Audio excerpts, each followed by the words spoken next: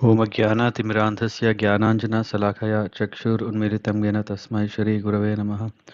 Sri Chaitanya Manobhishtam Sthapitam Yena Bhutale Swayam Rupa Kathamahim Dadati Swapadantikam.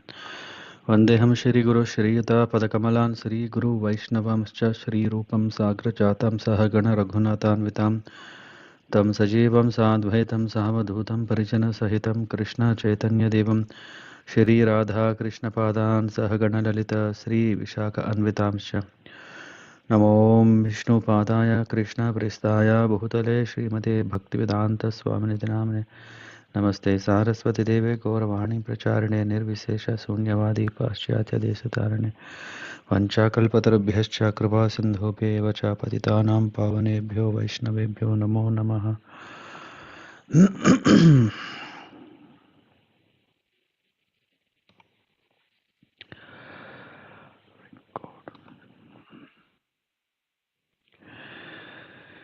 Reading Śrīla Prabhupāda-līlāmṛta Volume 1 Chapter 13, Butler, Pennsylvania, the first testing ground. By the grace of Lord Krishna, the Americans are prosperous in every respect. They are not poverty-stricken like the Indians. The people in general are satisfied so far as their material needs are concerned, and they are spiritually inclined. When I was in Butler, Pennsylvania, about 500 miles from New York City, I saw there many churches and they were attending regularly. This shows that they are spiritually inclined. I was also invited by some churches and church-governed schools and colleges, and I spoke there, and they appreciated it and presented me some token rewards. When I was speaking to the students, they were very eager to hear about the principles of Srimad Bhagavatam. But the clergymen were cautious about allowing students to hear me so patiently. They feared that the students might be converted to Hindu ideas, as it is quite natural for any religious sect. But they do not know that devotional service of the Lord Sri Krishna is the common religion for everyone, including even the aborigines and cannibals in the jungle. From a letter to Sumati Murarji.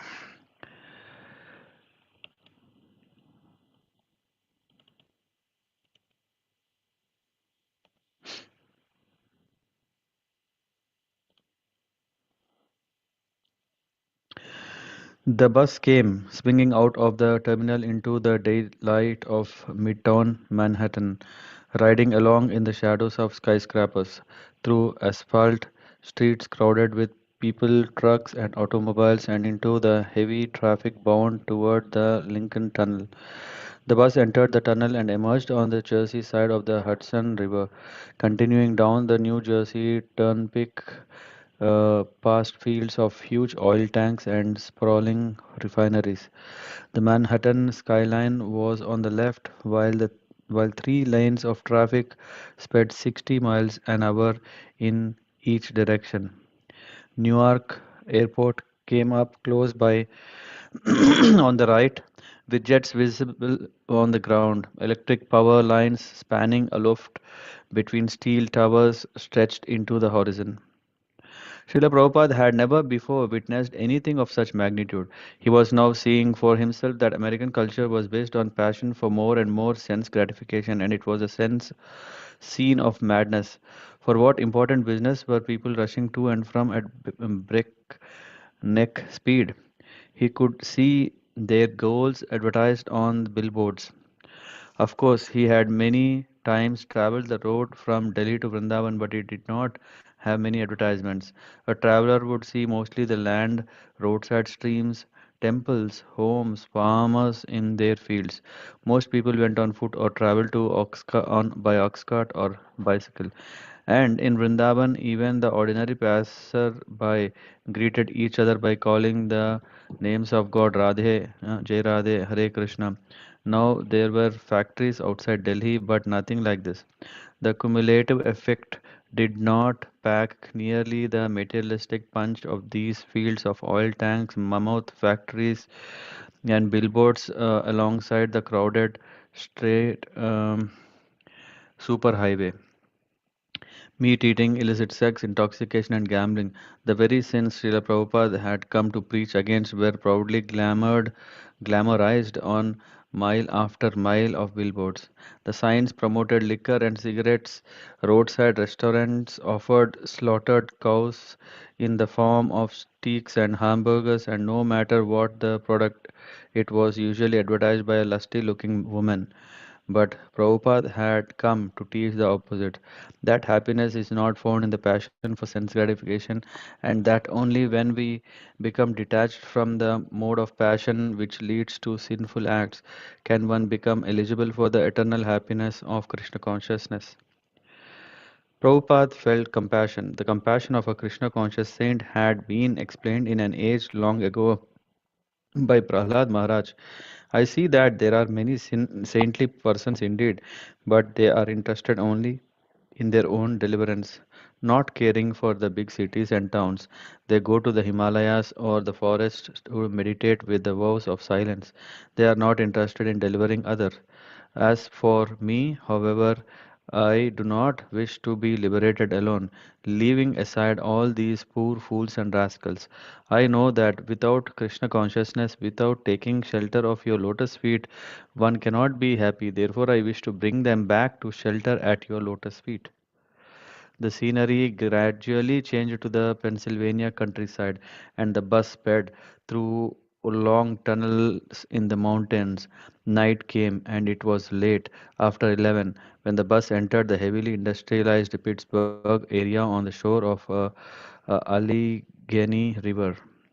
Srila Prabhupada couldn't see the steel mills clearly, but he could see their lights and their industrial fires and smoking stakes. Millions of lights shone throughout the city's prevailing dinginess. When the bus finally pulled into the terminal, it was past midnight. Gopal Agarwal was waiting with the family Volkswagen bus to drive Prabhupada to Butler, about 1 hour north. He greeted Prabhupada with folded palms and welcomed Swamiji, bowing from the waist several times. This was not any of Gopal's doing. His father, a Mathura businessman with a fondness for sadhus and religious causes, had requested him to host the Swamiji. This wasn't the first time his father had arranged for a sadhu acquaintance to come to America. Several times he had sent sponsorship papers for Gopal to sign, and Gopal had obediently done so, but nothing had ever come of them. So when the sponsorship letter for A.C. Bhaktivedanta Swami had come, Gopal had promptly signed and returned it, thinking that this would be the last that would hear of it. But then, just a week ago, a letter had come. Sally Agarwal had opened it and then, in an alarm, called to her husband, Honey, sit down. Listen to this. The Swami is coming. Srila Prabhupada had enclosed his picture so that they would not mistake him. The Agarwals had looked curiously at photograph. There'll there'll be no mistake there, Gopal had said. The unsuspecting Agarwals were simple American people, according to Sally Agarwal, who had met her Indian husband while he was working as an engineer in Pennsylvania. What would they do with an Indian Swami in their house? Prabhupada was a shock for them, but there was no question of not accepting him. They were bound by the request of Gopal's father. Dutifully, Gopal had purchased Srila Prabhupada's ticket from New York to Pittsburgh and had arranged for an agent from Traveler's Aid to meet him. And dutifully, he had driven tonight to meet him. So it was with a mixture of embarrassment, disbelief, and wonder that Gopal Agarwal helped his guest into the fourway and drove back home to Butler. September 20, Butler, Pennsylvania, home of the Jeep, read a granite plaque in the city park. Butler, famous as the town where the US Army Jeep was invented in 1940, was an industrial city of 20,000 settled amid the hills of an area rich in oil, coal, gas, and limestone. Its industry consisted mainly of factories for plate glass, railroad, cars, refrigerators, oil equipment, and rubber goods. 90% of the local laborers were Native Americans. The nominal religion had always been Christian, mostly Protestant, with some Catholic, and in later years a few synagogues had appeared. But there was no Hindu community at that time. Gopal Agarwal was the first Indian to move to Butler. As the four-way bus pulled into the town, the pre-dawn area was warm and humid. The morning edition of Butler Eagle would soon be going to the newsstands. Red Chinese fire on India. Prime Minister Shastri declares Chinese communists out to dominate world. United Nations Council demands Pakistan and India ceasefire in 48 hours. Srila Prabhupada arrived at Agarwal's home, Sterling apartment, at 4 a.m. and Gopal invited him to sleep on the couch. Their place, a townhouse apartment, consisted of a small living room, a dining room, a kitchenette, two upstairs bedrooms, and a bath. Here they lived with their two young children. The Agarwals had lived in a butler for a few years now and felt themselves established in a good social circle. Since their apartment had so little space, they decided that it would be better if the Swami took a room at a YMCA and came to visit them during the day. Of course, living space wasn't the real difficulty, it was him. How would he fit into the butler atmosphere? He was their guest, so they would have to explain him to their friends and neighbors. Srila Prabhupada was immediately a curiosity for whoever saw him. In anxiety, Mrs. Agarwal decided that instead of having people speculate about the strange man in orange robes living at their house, it would be better to let them know about him from the newspapers. She explained her plan to Prabhupada, who laughed, understanding that he didn't fit in. Sally hurried off to a Pittsburgh newspaper office, but the interviewer wasn't able to comprehend why this person should make an interesting story. Sally then took him to the local Butler Eagle, where his presence was accepted as indeed newsworthy. September 22, a feature article appeared in Butler Eagle. In fluent English, devotee of Hindu cult explains commission to visit the West. A photographer had come to the Agarwal's apartment and had taken a picture of Srila Prabhupada standing in the living room holding an open volume of Srimad Bhagavatam. The caption read, Ambassador of Bhakti Yoga. The article began, a slight brown man in faded orange drapes and wearing white bathing shoes stepped out of a compact car yesterday and into the Butler YMCA to attend a meeting. He is A.C. Bhaktivedanta Swamiji, a messenger from India to the peoples of the West. The article referred to Srimad Bhagavatam as biblical literature and to Srila Prabhupada as the learned teacher. It continued, my mission is to revive a people's God consciousness, says the Swamiji. God is the father of all living beings in thousands of different forms. He explains, human life is a stage of perfection in evolution. If we miss the message, back we go through the process again. He believes Bhaktivedanta lives as a monk and permits no woman to touch his food on a 6 week ocean voyage and at the Agarwal's apartment in Butler, he prepares his meals in a brass pan with separate levels for steaming rice, vegetables, and making bread at the same time. He is a strict vegetarian and is permitted to drink only milk, the miracle food for babies and old men, he noted. If Americans would give more attention to their spiritual life, they would be much happier, he says. The Agarwals had their own opinion as to why Prabhupada had come to America to finance his books and nothing more. They were sure that he was hoping only to meet someone who could help him with the publication of his Srimad Bhagavatam and that he did not want any followers. At least they hoped he wouldn't do anything to attract attention and they felt that this was his mentality also. He didn't create waves. Sally Agarwal says. He didn't want any crowd. He didn't want anything. He only wanted to finance his books. Perhaps Prabhupada, seeing their nervousness, agreed to keep a low profile out of consideration for his hosts. At Prabhupada's request, however, Mr. Agarwal held a kind of open house in his apartment every night from 6 to 9. Sally. It was quite an intellectual group that we were in, and they were fascinated by him. They hardly knew what to ask him. They didn't know if this was just like a dream out of a book. Who would expect to meet a Swami in someone's living room in Butler, Pennsylvania? It was just really tremendous in the middle of middle class America. My parents came from quite a distance to see him. We knew a lot of people in Pittsburgh and they came up. This was a very unusual thing, having him here, but the real interest shown in him was only as a curiosity. He had a typewriter, which was one of his few possessions, and an umbrella.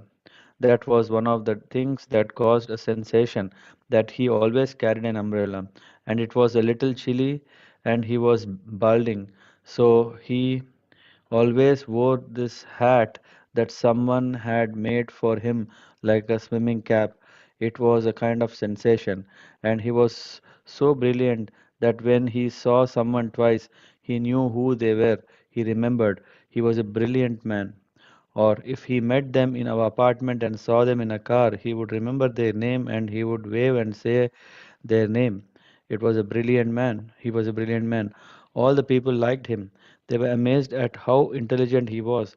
The things that got them was the way he remembered their name and his humorous way. He looked serious, so serious all the time, but he was very humorous person.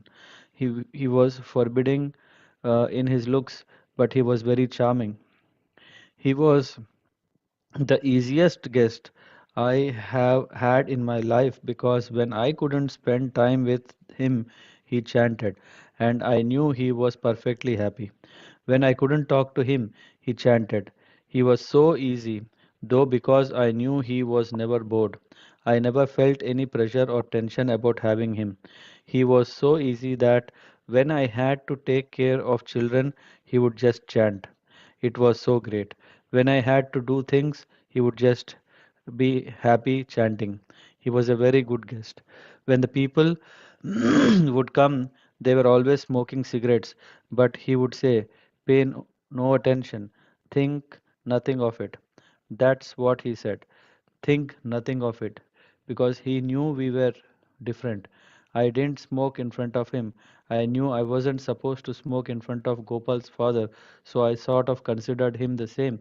He didn't make any problems for anybody. One evening, a guest asked Prabhupada, what do you think of Jesus Christ? And Prabhupada's reply, he is the Son of God. Then he added that he, the guest, was also a son of God. Everyone was interested to hear that the Swami accepted uh, Jesus Christ as the Son of God. Gopal. His intent was not to have any change, not to have you change your way of life. He wasn't telling anybody they should be vegetarian or anything. All he wanted you to do was to follow what you are, but be better. He didn't stress that we should give up many things. Srila Prabhupada followed a regulated daily schedule.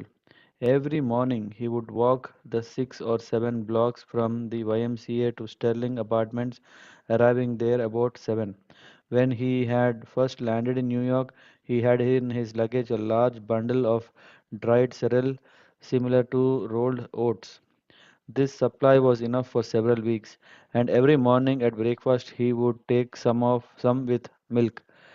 At 7:45, Gopal would leave for work, and around 9:30, Prabhupada would start preparing his lunch in the kitchen. He made his chapatis by hand, without even a rolling pin. He worked alone for 2 hours while Mrs. Agarwal did housework and took care of her children. At 11:30, he took prasadam. Sally. When he cooked, he used only one burner. The bottom level pot created the steam. He had the dal on the bottom and it created the steam to cook many other vegetables. So for about a week he was cooking this great big lunch which was ready about 11:30, and Gopal always came home for lunch about 12. I used to serve Gopal a sandwich and then he would go back to work. But it didn't take me long to realize that the food the Swami was cooking we'd enjoy too, so he started cooking that noon meal for all of us. Oh, and we enjoyed it so much. Our fun was to show him what we knew of America, and he had never seen such things. It was such fun to take him to the supermarket. He loved opening the package of okra or frozen beans, and he didn't have to clean them and cut them and do all those things. He opened the freezer every day and just chose his items. It was fun to watch him. He sat on the couch while I swept with the vacuum cleaner, and he was so interested in that, and we talked for a long time about that. He was so interesting. So every day he'd have this big feast, and everything was great fun. We really enjoyed it. I would help him cut the things. He would spice it, and we would laugh. He was the most enjoyable man. I really felt like a sort of daughter to him, even in such a short time. Like he was my father in law. He was a friend of my father in law, but I really felt very close to him. He enjoyed everything. I liked him. I thought he was tremendous. After lunch, Prabhupada would leave about 1 p.m. and walk to the YMCA, where the Agarwals figured he must have worked at his writing until 5. He would come back to their apartment about 6 in the evening after they had taken their meal. They ate meal, they ate meat. So Mrs. Agarwal was careful to have it cleared away before he came. When one night he came early, she said, "Oh Swamiji, we have just cooked meat, and the smell will be very disagreeable to you." But he said, "Oh, think nothing of it, think nothing of it." In the evening he would speak with guests. The guests would usually take coffee and other refreshments, but he would request a glass of warm milk at 9 o'clock. He would stay speaking until 9:30 or 10, and then Mr. Agarwal would drive him back to the YMCA. Prabhupada would also do his own laundry every day. He washed his clothes in Agarwal's bathroom and hung them to dry outside. He sometimes accompanied the Agarwals to the laundromat and was interested to see how Americans washed and dried their clothes. To Sally, he seemed very interesting in the American ways and the people. Sally. Our boy, Bridge, was 6 or 7 months old when the Swami came, and the Indians love boys. The Swami liked Bridge. He was there when Bridge first stood. The first time Braj made the attempt and actually succeeded, the Swami stood up and clapped. It was a celebration. Another time, our baby teethed on Swami's shoe. I thought, oh, those shoes, they have been all over India and my kid is chewing on them. You know how a mother would feel. Almost every night he used to sit in the next door neighbor's backyard. We sat out there sometimes with him or we stayed in the living room. One time something happened with our little girl, Pamela, who was only 3 years old. I used to take her to Sunday school and she learned about Jesus in Sunday school. Then when she would see Swamiji with his robes on and everything. She called him Swami Jesus. And this one time, when it first dawned on us what she was saying, she called him Swami Jesus, and Swami smiled and said, "And a little child shall lead them." It was so funny. Prabhupada spoke to various groups in the community. He spoke at the Lions Club in early October and received a formal document.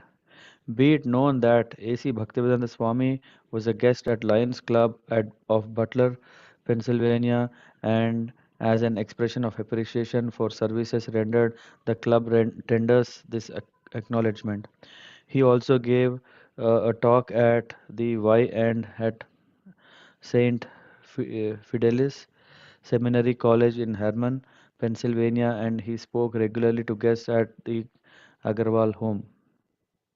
When Professor Lawson, the chairman of philosophy department at Slippery Rock State College, read in the Butler Eagle of a visiting Indian Swami and Vedic scholar, he phoned the Agarwal's home to invite Prabhupada to lecture on campus. Alan Larson. I called the number given in the newspaper article, but it turned out that the Swamiji was actually staying in a room at the YMCA. When I arrived, he was waiting on the street corner, and I picked him up. He seemed very much alone. When we were driving to Slippery Rock, I asked him to pronounce his name for me so that would have it right when I introduced him to my class. He said Swamiji Bhaktivedanta, and then he proceeded to tell me what that meant. Since I was not used to Indian names, he had to repeat it several times before I got it right. He showed not impatience with my slowness. Even at this early junction of our association, I was convinced that this man had an inner stability and strength that would be very difficult to shake, and this initial impression was further reinforced throughout the rather busy day. 100 students from several classes have gathered to hear the lecture as Prabhupada, in his natural, unrehearsed manner, walked down the aisle up the three wooden steps and onto the plain wooden stage. He sat down, erect and cross-legged, and began softly singing Hare Krishna, his eyes closed. Then he stood and spoke, without a lectern or microphone, and answered questions from the audience. The program lasted only 50 minutes and ended abruptly with a bell signaling the next class.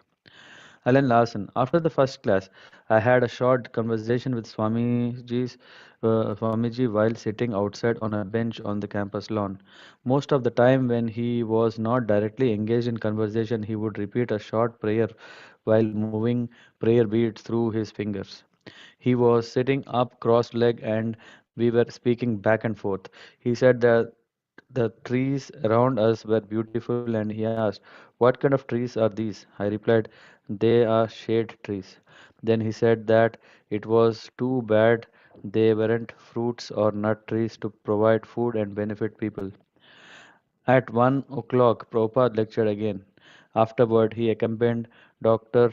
Mohan Sharma, a member of the faculty who had attended the lecture, and his 16-year-old daughter Mini to Dr. Sharma's campus residence. Prabhupada accepted warm milk and dried fruit, and at Dr. Sharma's request, blessed his home and touched the forehead of his daughter in a gesture of benediction. Around 3 o'clock, Professor Larson drove him back to Butler. Alan Larson, the Swamiji seemed to present himself as an Indian scholar who had come for a short time to do translation work. I never thought of him as a missionary, but during the course of the day, there grew in me a warm affection for this man because he was unmistakably a good man who had found his way to a stability and peace that is very rare. The lectures in Pennsylvania gave Prabhupada his first readings of how his message would be received in America. At Commonwealth Pier in Boston, he had stated in his poem, I am sure that when this transcendental message penetrates their hearts, they will certainly feel gladdened and thus become liberated from all unhappy conditions of life. Now, this principle was actually being tested in the field. Would they be able to understand? Where were they interested? Would they surrender? October 15. Srila Prabhupada received a letter from Sumati Morarji in Bombay.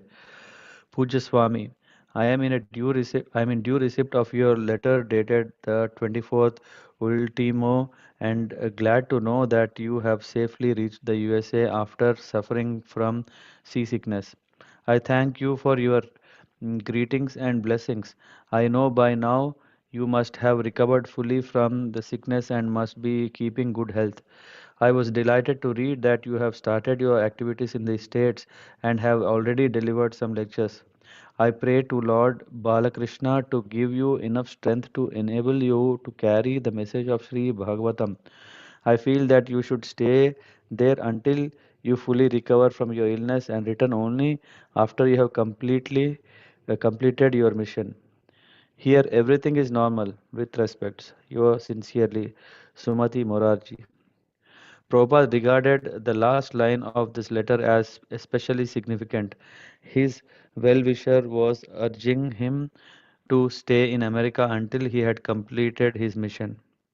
He had told the immigration office in New York that he would be staying in America for 2 months. I have 1 month's sponsorship in Butler, he thought, and then I have no support. So perhaps I can stay another 1 month. So he had said 2 months. Sumati Morarji, however, was urging him to stay on. He saw that the prospects for preaching to Americans were good, but he felt he would need support from India. At any rate, he had spent long enough in Butler, and he now had 1 month left in America. So he decided to go to New York City and try to preach there before his time was up. But first, he wanted to visit Philadelphia, where he had arranged a meeting with a Sanskrit professor, Dr. Norman Brown, at the University of Pennsylvania. Mrs. Agarwal was sorry to see him go. Sally, after a month, I really loved the Swami. I felt, I felt protective in a way, and he wanted to go to Philadelphia. But I couldn't imagine, I told him. I couldn't imagine him going to Philadelphia for 2 days. He was going to speak there and then to New York, but he knew no one in New York.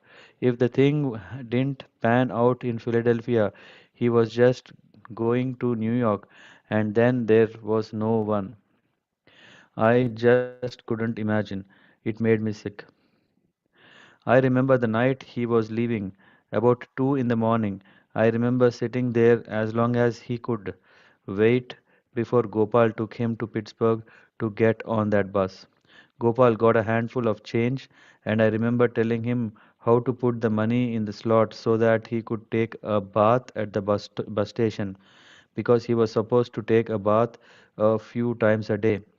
And Gopal told him how to do that and told him about the automats in New York.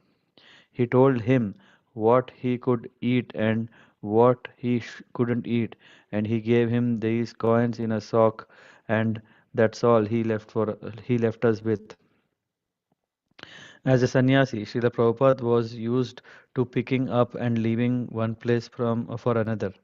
As a mendicant preacher, he had no remorse about leaving behind the quiet life of Butler YMCA, and he had no attachment for the domestic habitat where he would cook and talk with Sally Agarwal about vacuum cleaners, frozen foods, and American ways.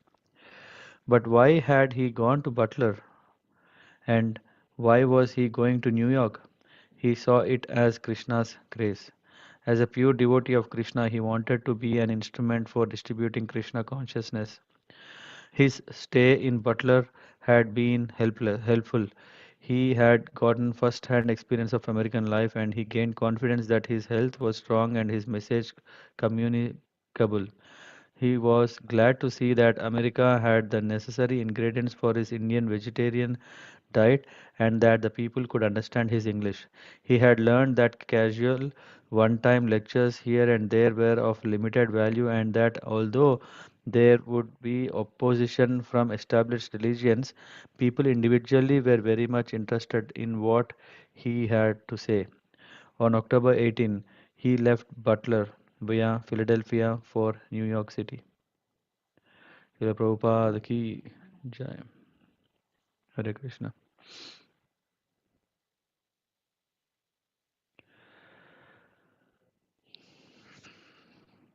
Hare Krishna.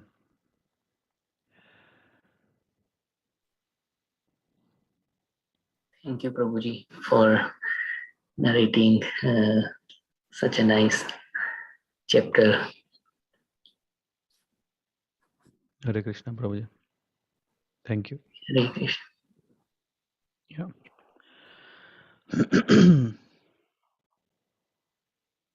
Yeah, it's very nice always to hear, to speak, to know about Prabhupada more in detail, and also gives us a perspective how we should lead a life of service.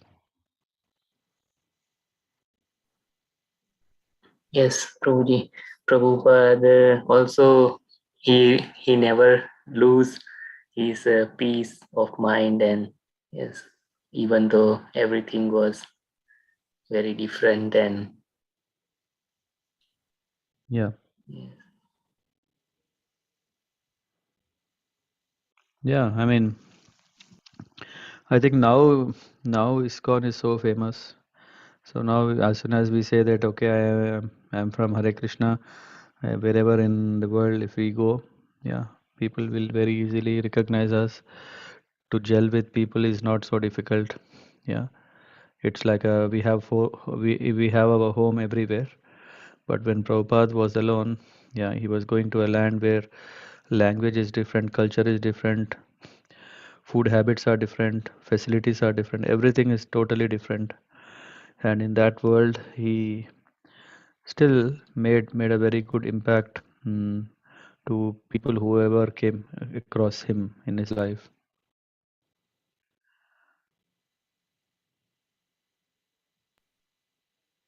Yeah. yes, Prabhuji. Prabhuji, could you maybe I missed it. This what was this YMCA? It was some building. I mean, yeah, it's a youth. I don't know. Even in India, we have it, right? Young man, YMCA. it's YMCA, Young Men Association. I don't remember C. It's in Delhi actually. Yeah, I mean, it's It's in every place. Yeah, it's a yeah. small youth. It's a youth hostel or a youth community. Yeah, yeah. So he So that, he he he stayed for some days to yeah, Agarwal family, and then he shifted to yeah, YMCA. yeah. Hmm. But Yeah, so it's nevertheless, he called. was conducting. Yeah, Samir Prabhu. Sorry, I was just saying Young Man Christian Association. Yeah. Yeah, so Prabhupada was very young. So yeah. By the way, we finished the chapter. Samir Prabhu. I don't know. He got dropped off. Yeah. Okay. Anyone remembered anything?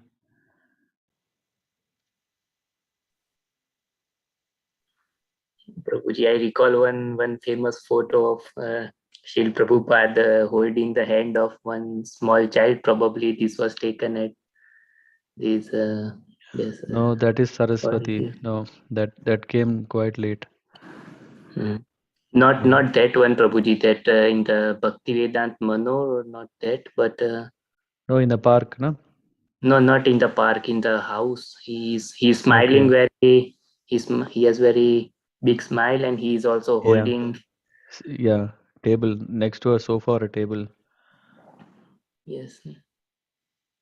Yeah. So blessed. Huh? That's what we see. Yeah. Because Agarwal's father was very devotional, and see how that helps. is, even though his son is settled in US, what happened is through him he got opportunity to serve, to sponsor for the Vaishnavas, and Prabhupada came and Prabhupada stayed there. And of course we always find it inconvenient when a stranger is coming, because we don't know what are the habits and what facilities and what kind of compromise we need to lead, yeah, in our own way of yeah, our day to day. Yeah, but this shows reminds me of how so many, yeah, traveling preachers, right, in ISKCON, yeah, they come, they minimize their requirements so much that we don't even feel that um, um, that they are finding it inconvenient.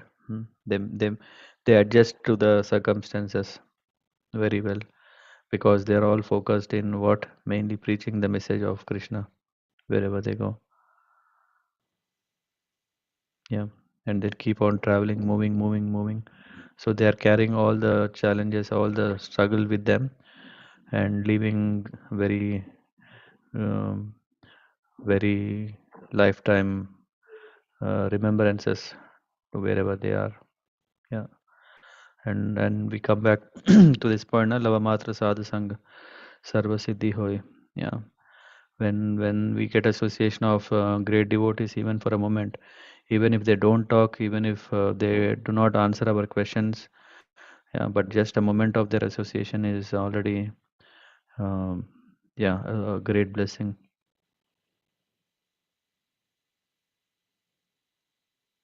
Yeah. Someone messaged. Yes, Prabhuji, this was the photo I was talking about. Okay.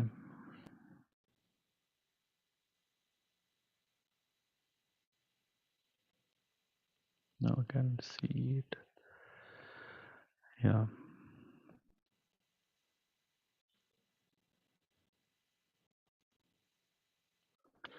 Yeah, let me see now. Radhanath Maharaj. Yes. No, I mean, it's a blog kind of thing. I don't know where is the photo. But yeah, so anything else?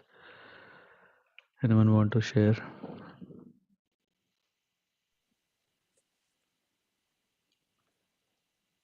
No? Then we close the call. Thank you very much. Panchakalpatarabhyascha kripa sindhubhyeva cha patitanam pavanebhyo vaishnavebhyo namo namaha. Śrīla Prabhupada ki jai. His Jai. Holiness Satsva Swarupa Maharaj ki jai. Jai. Hare Krishna. Hare Krishna. Hare Krishna, Prabhuji. Thank you very much. Thank you, Prabhuji. Hare Thank you, Prabhuji. Krishna. Hare Krishna. Hare Krishna, Prabhuji. Hare Krishna. Hare Krishna.